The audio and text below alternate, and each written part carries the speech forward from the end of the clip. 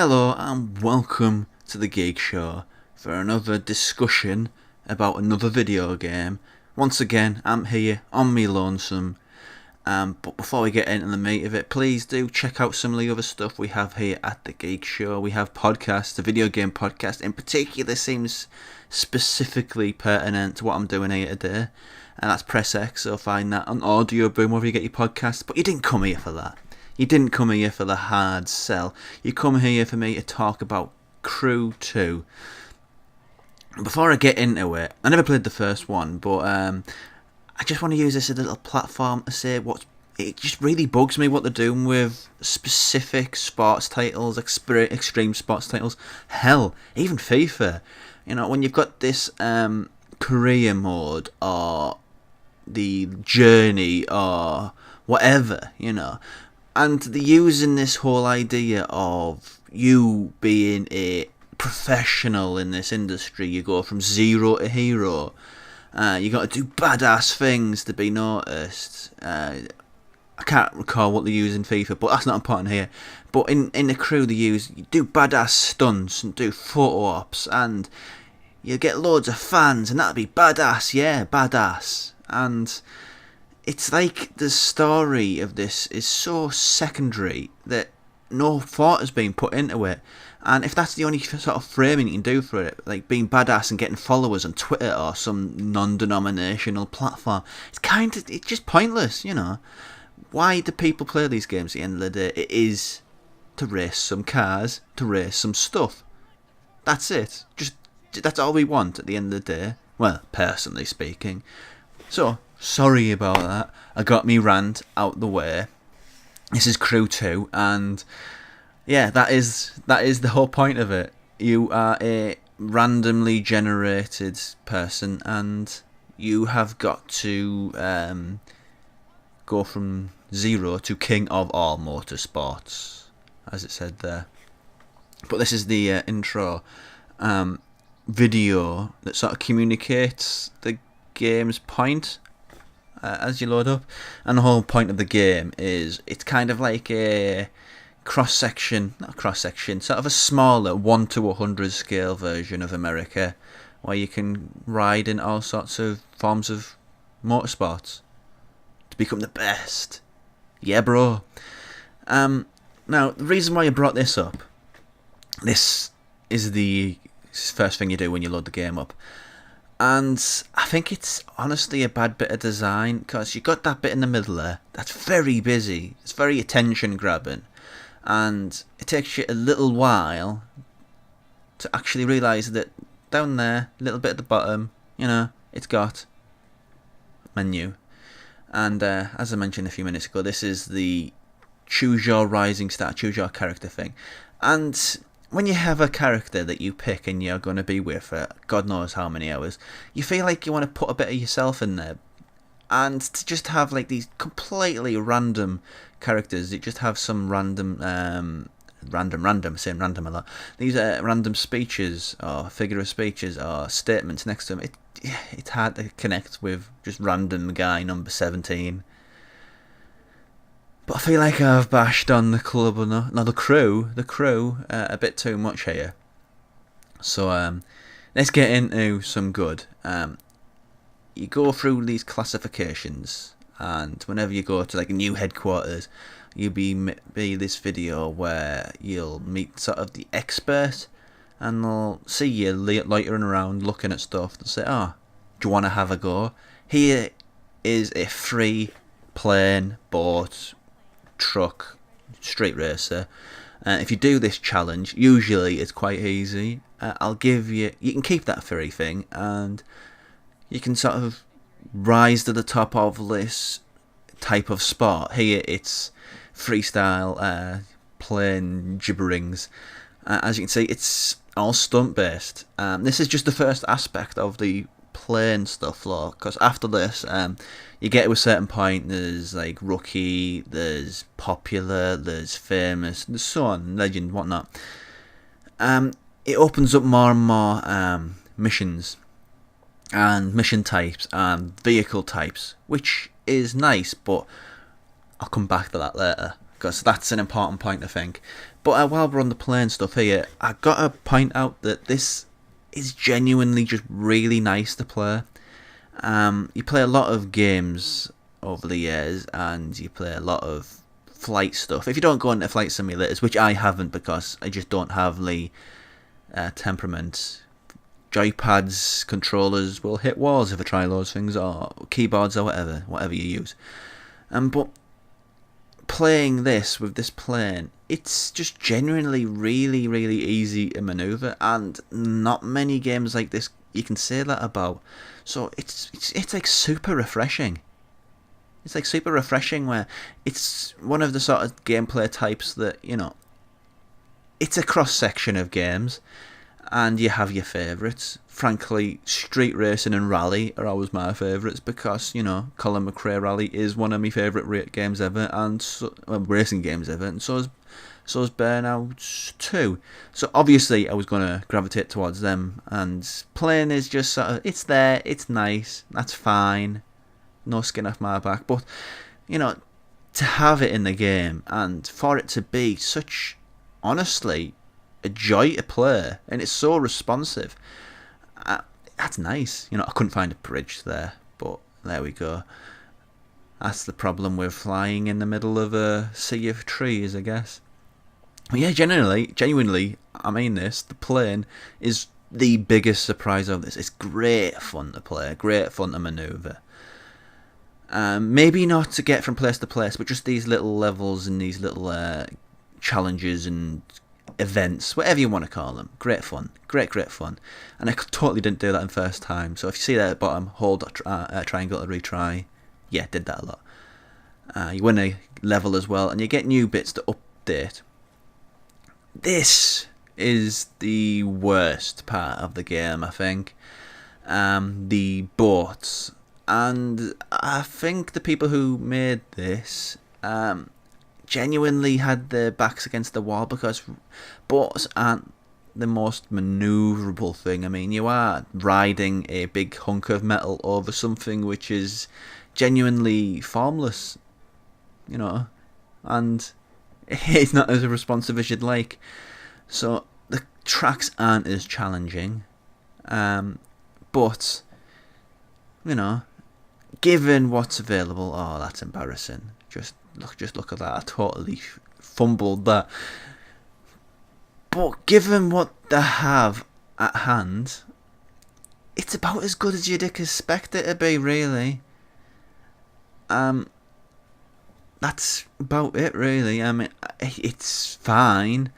You have like rates of how much you play each aspect of the world of motorsports. And genuinely, this is always going to be bottom, because it's just not that fun.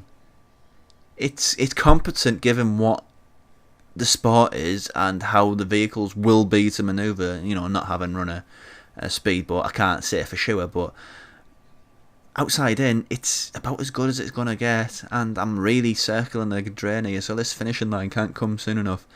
But yeah, once you finish that, you'll see that you get like these little bits that are sort of power-ups or additions to your vehicle to make it faster. Or, see there over on the right, those two glowing things. But I mentioned it earlier, didn't I? The vehicles and acquiring new vehicles, so I had to bring this up. It's a racing game, so naturally you need new vehicles to progress and to stay competitive. You make money from winning events, competing events, doing little challenges like photo ops. But if you haven't got enough, it's where the ugly side of this. I don't want to channel Jim Sterling, but yeah, just look at that. If you want to shortcut in the game, here is the ever fantastic microtransactions, pay to win, and that's just pretty scummy, really, isn't it? That's not what you want. But enough of the bad stuff. Let's go back to the good. I talked about Rally, Colin McRae Rally. Genuinely love that game. Just the way the car sort of romped around the countryside. But this is different.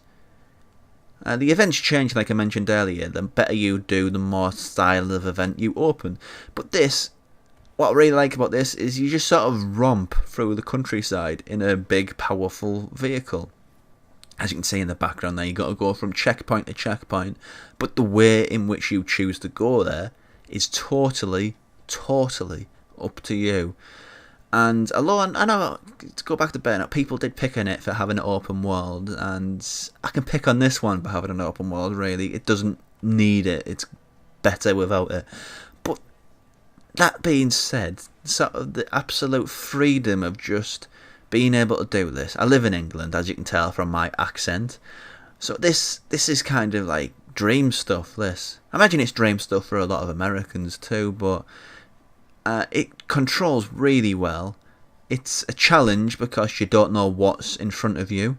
There's things hidden in the busheries, in the shrubberies, so you might be riding into anything. And also, you know, you drive through the desert, which I've seen. I know movies aren't totally responsive. Well, they're just not totally realistic. So the idea of driving through a desert as well, like this, it's insane, isn't it? So it's one of these little things, you know, a game like this, yeah, the open world doesn't work, but it's also wish fulfillment. And yeah, there's just not enough wish fulfillment in racing video games. They're going for more of the realism of titles, you know, like Codemasters do, which are very good, but you're just not my cup of tea. Like I said, I love Burnout, I love Colin McRae Rally, and neither of those really fit into what modern racing is. So romping across the countryside, great. And the last one, which is possibly the, again, going back to what I just said, it's probably the most missing in modern racing, because you don't have as many street races as you do. I can't recall Need for Speed doing anything particularly great recently. And Midnight, or whatever the Rockstar one that's completely gone out of my head now, but it's been gone for a while. Yet again, gone for a while. So this, you know, just, you know, drifting around corners, having fun racing in the street. Again, totally wish fulfillment, and I'm racing behind people who are just genuinely knocking the hell out of everything. And the thing I like about this, though, is it takes me back to why I love racing games. I don't play them that much anymore, but just chasing people, and that's how I'm best at these games. I mean, this might not have given a great testament to my skill, like the last game I talked about, but it's enjoyable, you know, just chasing the pack, ramming into a road because you totally didn't watch where you were going. Great stuff. But it just plays so smoothly. It's a variety of events, and that was always an issue that I had with a lot of racing games. It was just basically the same thing over and over again. Of course, the races are different, the tracks are different, the weather's different, cars are different, all them things are different. But again, it's just doing circles in the same vehicles, in the same style of vehicles. Again, I probably upset a lot of people in saying that, but what I mean is, this is just, it's boats, it's racing cars, it's Formula 1, which will open up later on. It's all sorts of different things, and that difference is just nice. It keeps things fresh. And that just shows what sort of gamer I'm there. I just totally parked up after the race. But yeah, this is the open map. You can literally drive from one end to the other, and honestly, I wouldn't recommend it. It's what I'm doing here. You set your waypoint, and like any open world game, you have your starting point, and there'll be a map.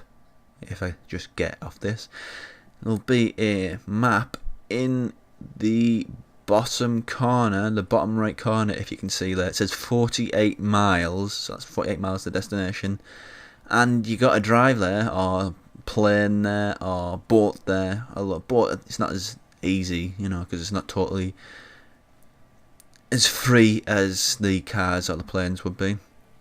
But yeah, let's see there, photo op. It's little side missions that you can do throughout the open world to get followers and to get credibility, which again, it's just a stupid way to frame a racing game. You just want to race. Who cares about social media followers?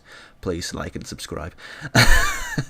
But it's just you just want to drive a car, have fun. Admittedly, there is sort of something totally no pressure and relaxing about riding a car cross country, because a lot of other people, myself included, like I've mentioned previously, we live in England and we don't have the landmass to just drive off in any direction for an awfully long time. Yeah, we can do it, but we can't travel across a country which is as massive and as vast as America is. So people who dream of doing the Route 60 something, whoops, can kind of live the dream really through this. Although driving over my digital previous self driving over a railway line is kind of foolish, because that'd wreck your suspension. This is some mad suspension on this car. But yeah, that's The Crew 2. I think genuinely it is a very good game. It plays very well. All the game modes are as good as you could want them to be, with the exception of the boats. But really, boats are, there's not much you can do with that, I feel. But it's fun, except the dark side of gaming is there, the microtransactions and the always online and this sort of stuff, which is just bad.